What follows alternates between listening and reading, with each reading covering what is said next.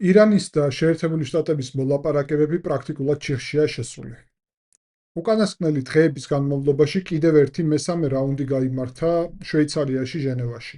26 თებერვლის მოლაპარაკებები წარუმატებლად დასრულდა. წარმოუდგენელია პრინციპში, რომ ირანი დათანხმდეს იმ მოთხოვნებზე, რაც შეერთებულმა შტატებმა წარუდგინეს და ამავდროულად წარმოუდგენელია, რომ შეერთებულმა შტატებმა უარი თქვან ამ მოთხოვნებზე. მოთხოვნები კი საკმაოდ კონკრეტული და მარტივია. ირანმა უნდა მთლიანად უარი თქვას ურანის გამდიდრებაზე, გადასცეს უკვე გამდიდრებული 400 კილოგრამი ურანი, რომელიც ბოლო მტკიცებით მაგატეს გაეროს ბირთვული პროგრამების დანაყოფს, ასე ვთქვათ, მისი ინფორმაციით ისპაჰანში იმყოფება მიწის ქვეშ და ამავდროულად შეწყვიტოს საკუთარი ბალისტიკური რაკეტების პროგრამა და ასევე პროქსი ძალების მხარდაჭერა. წარმოუდგენელი იმიტომ არის, რომ ირანი აცხადებს, რომ ბირთვული პროგრამა მისთვის მშვიდობიანი ხასიათის არის მხოლოდ და ამიტომ უარი მასზე არ უნდა თქვას, თუმცა აქ ჩნდება ყოველთვის ერთი კონკრეტული არგუმენტი. თუ მშვიდობიანია პროგრამა, რატომ აღმოჩნდა 60%-იანი გამდიდრებული ურანი აგერ ისპაჰანში 400 კილოგრამი, როდესაც ატომურ ელექტროსადგურს სჭირდება 5%-ის გამდიდრებული, ხოლო ბირთვულ იარაღს სჭირდება 90%-ის გამდიდრებული. ამაზე პასუხი არ არის. ერთადერთი პასუხი აქვს, რომ აიათოლას გაცხადებული აქვსო, რომ ჩვენ ბირთვული იარაღი არ გვჭირდება და შესაბამისად არ გვექნებაო. ამერიკას და ტრამპს ამის არ სჯერა. არც ისრაელს. ამავდროულად პირდაპირ უნდა ვთქვათ, რომ ბალისტიკურ რაკეტების პროგრამაზე უარის თქმა, რა თქმა უნდა, ცოტა უფრო რთული რამეა, იმიტომ რომ პრაქტიკულად ნებისმიერ ქვეყანას აქვს უფლება ჰქონდეს ბალისტიკური რაკეტები. თუმცა ირანის შემთხვევაში ეს ორმაგი საფრთხეა. ერთი, რომ ირანის აგრესიული ბუნება რეჟიმის და მეორე ამას ემატება მისი ბირთვული პროგრამა, რომელიც ბალისტიკურთან ერთად შესაძლებელს ხდის საკმაოდ შორეულ დარტყმებს. რაზე ვსაუბრობ?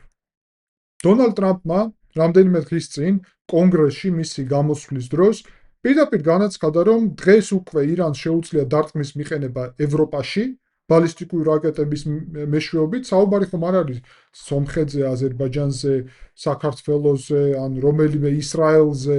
ჩვენ ძალიან ახლო ვართ მათი რაკეტებისთვის. ევროპაზე. იტალია, გერმანია შესაძლოა და ამ შემდეგ. ბალკანეთი ხომ მით უმეტეს. აღმოსავლეთ ევროპა მარტივად, მაგრამ ტრამპმა ისაუბრა იმაზე, რომ არსებობს საფრთხე და პრინციპში ვარაუდი, რომ შეერთებული შტატები ასევე ხედავენ მაგას, მათი სადაზვერვო სამსახურების მეშვეობით, რომ ირანი მუშაობს კონტინენტთაშორისი ბალისტიკური რაკეტის მიმართულებით, რომელიც რაღაც პერიოდში, როდესაც შეიქმნება, შეძლებს დარტყმის მიყენებას ამერიკაზე.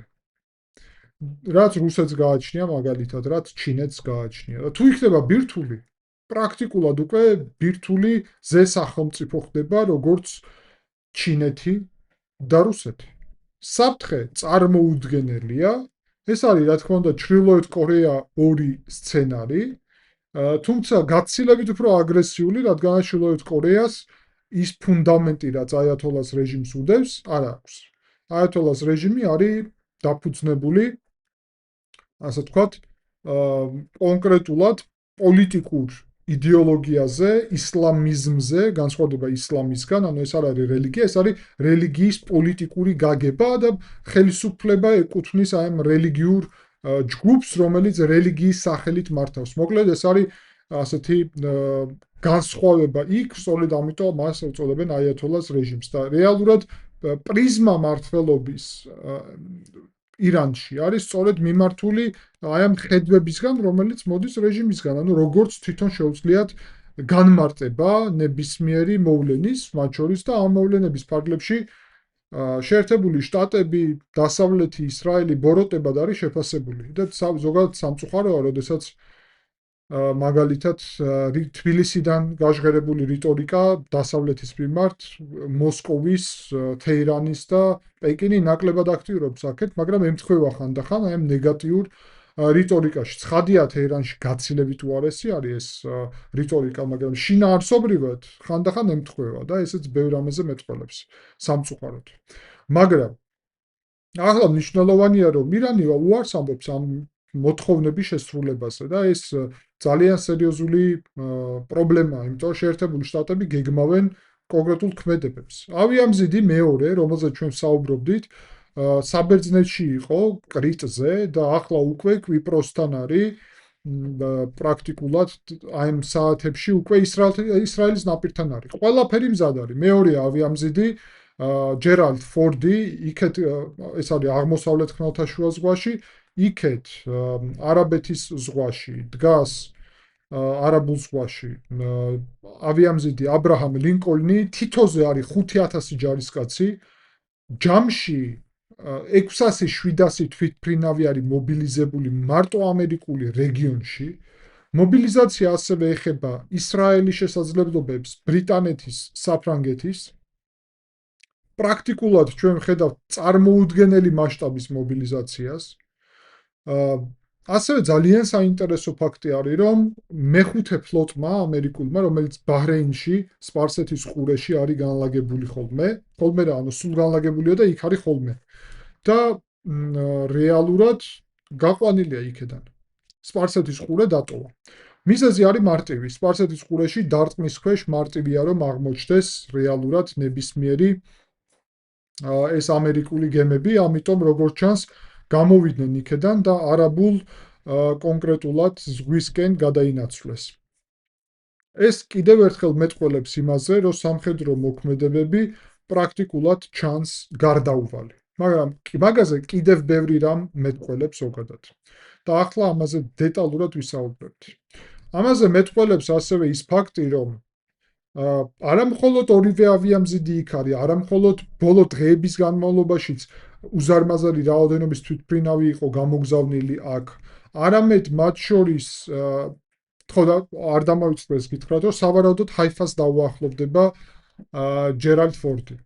ან ნაპირთან იქნება, ან ჰაიფას საკმაოდ დაუახლოვდება. ეს რა თქმა უნდა შექმნის კიდევ ერთ ფარს ნებისმიერი პროვოკაციებისგან თეორიულად სხვა მიმართულებიდან.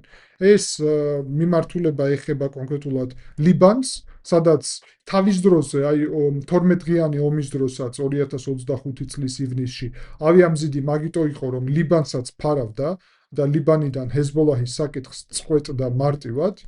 იქ რეალურად შეძლებს ასევე დახმარებას, რომ დაიცვას ნებისმიერი ამერიკული და ისრაელის ძალების, სწორედ ისრაელის მიმართულებით ბალისტიკური რაკეტებისგან, რომ ისრაელი დაიცვას. პარალელურად ძალიან მნიშვნელოვანი საკითხი და ამბავი შეეხება იმას, რომ ჩინეთი მოუწოდებს საკუთარ მოქალაქეებს დატოვონ დაუყოვნებლივ ირანი და ისრაელი. და ამას ემატება ის, რომ გუშინ ამერიკელებმა დაიწყეს ევაკუაცია საკუთარი არასაჭირო, აი ასე ვთქვათ, ანუ არა, როგორ გითხრათ, განსაკუთრებული საჭიროება თუ არ არის, რომ იქ იყო, ანუ ასეთი ტერმინოლოგია აქვს, მოკლედ დიპლომატიურ და უსაფრთხოების ენაზე, ამ მოსამსახურე პერსონალის იერუსალიმში ამერიკული საელჩოდან. ეს უპრეცედენტო რამე არის რეალურად, ანუ იერუსალიმის საელჩოდან ამერიკელების ნაწილის გაყვანა პარალელურად ბაღდადის საელჩოდანაც და ლიბანშიც, ბეირუთშიც იგივე არის, ანუ ოჯახის წევრების გაყვანა დიპლომატების, ეს კონკრეტული მაგალითია იმისა, რომ საომარი მოქმედებების ალბათობა არის 99%. ამავდროულად კიდევ ინფორმაცია გვაქვს, რომ მეხუთე ფლოტის ევაკუაციასთან ერთად ევაკუაცია მიმდინარეობს ბაზებზე, ყველგან ამერიკელების რეგიონში, რაც ბაზები იქ გააჩნიათ და ევაკუაცია მოიცავს და გულისხმობს რეალურად ოჯახის წევრებს. ხშირად იქ ცხოვრობენ ხოლმე ოჯახის წევრები და ამიტომ ახლა ევაკუაცია მიმდინარეობს და მხოლოდ სამხედროები რჩებიან. ბოლო ინფორმაციით, ამერიკელებმა გადაისროლეს არა მხოლოდ F-35-ები და F-16-ები, არამედ ამას დაუმატეს კიდევ F-22 და F-15-ები, რომელიც ნაკლები რაოდენობით აქვთ ამერიკელებს, მაგრამ საკმაოდ ძლიერია, განსაკუთრებით F-22 არის მეხუთე თაობის პრინციპში. რა თქმა უნდა, F-35 კიდევ უფრო სერიოზული შესაძლებლობაა, თუმცა განსხვავდებიან მაინც კატეგორიაში და ცოტა სხვა ტიპის იარაღი არის, პროფესიონალებს ეს კარგად ესმით და ეხლა არ ჩაუღმავდებით ცხადია ამაში. მნიშვნელოვანია, რომ ბრიტანელებიც აგზავნიან აქ თავის შესაძლებლობებს და საუბარია კონკრეტულად ბრიტანეთის მიერ F-35-ების გამოგზავნაზე კვიპროსზე მათ ბაზაზე. ჰორმუზის სრუტეში მიმდინარე პროცესებზე თქვენთან ერთად დეტალურად ვისაუბრეთ წინა ანალიზში, რომელიც ამ თემას ეხებოდა დაახლოებით 1 კვირის წინ და ახლა პრინციპში უნდა ვთქვათ, რომ ირანი აგრძელებს მომზადებას ნებისმიერი ისეთი ქმედებისთვის, რომელიც გულისხმობს ასე ვთქვათ, ანალიზს, ანუ როგორ მოიქცნენ სამხედრო მოქმედების დროს და არის გარკვეულწილად სწავლებები ირანში რეალურად ემზადებიან, მოკლედ რო ვთქვა, საომარი მოქმედებების თვის და აანალიზებენ როგორ უნდა მოიქცნენ. ცხადია, ეს ევაკუაციები კონკრეტული მაგალითია პრობლემის, ის რომ ვერ შეთანხმდნენ მხარეები კონკრეტულად, როდესაც საქმე ეხება აი ამ ბირთულ პროგრამას, ბალისტიკურ პროგრამას, ანუ მშვიდობიან ესე იგი ბირთულ პროგრამას მშვიდობიან, მაგრამ სამშვიდობო მოლაპარაკებების ფარგლებში წარმატება რომ არ არის, ეს პრინციპში პირდაპირ და ღიად ნიშნავს იმას, რომ სამხედრო სცენარი არის დღის წესრიგში.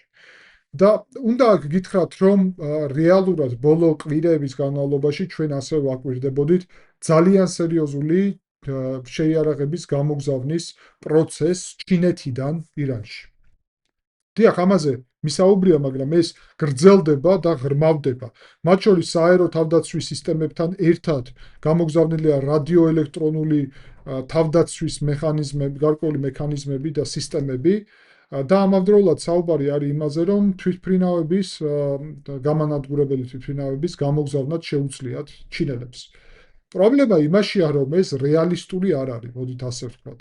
ანუ რას გულისხმობ? გამოგზავნა შეიძლება, მაგრამ ირანელები ვერ შეძლებენ ამის მართვას რამდენიმე თვეშიც კი, არა თუ რამდენიმე დღეში ან კვირაში. ამიტომ უკრაინელების მაგალითიც გვაქვს, ხო, როცა თვეები და წლები დასჭირდა, რომ დაიწყოთ ეს სწავლება და F-16-ების გამოყენება.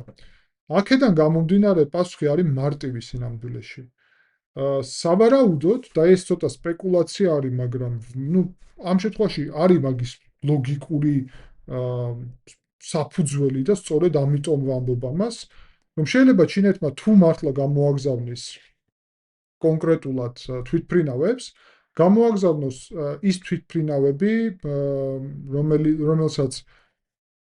რომლის მართვასაც შეძლებენ თავად ჩინელები. ანუ თავისი პილოტებთან ერთად რომ გამოაგზავნოს. თუ რამე მოუვათ, ასე ვთქვათ, ჩაწერენ, რომ იყვნენ ირანელები. მოქალაქეობას მისცემს ირანი რა პრობლემა და ასე შემდეგ. ანუ ტექნიკურად ამ საკითხს გადაწყვეტენ. რატო? ჯერ ერთი იმიტომ, რომ ჩინეთის ღერძი დღეს ეფუძნება რუსეთს და ირანს. ძირითადი ღერძი არის ეს, ანუ ანტიდასავლური ღერძი დედამიწაზე ამ მომენტისთვის არის ჩინეთი, რუსეთი, ირანი.